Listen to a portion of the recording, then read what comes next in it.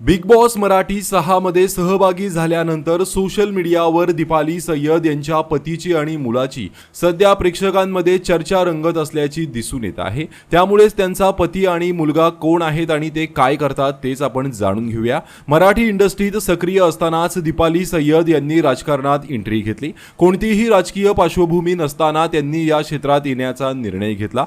दीपाली सय्यदने 2014 मध्ये पहिल्यांदाच आम आदमी पक्षातर्फे राजकारणात एंट्री घेतली। त्यानंतर 2019 मध्ये त्यांनी शिवसेनेत प्रवेश घेतला। सध्या त्या एकनाथ शिंदेंच्या शिवसेनेमध्ये आहेत।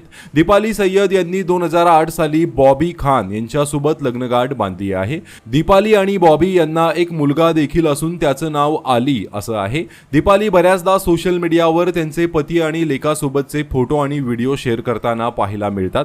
त्यांचा मुलगा आली हा विदेशात शिक्षण पूर्ण करत आहे। तो फोटोग्राफी करतो। फोटोग्राफीची त्याला आवड असून तो एक प्रोफेशनल फोटोग्राफर आहे। तर दीपाली सय्यद यांना तुम्ही बिग बॉस मराठीमध्ये सपोर्ट करता का? कमेंट करून नक्कीच सांगा। धन्यवाद।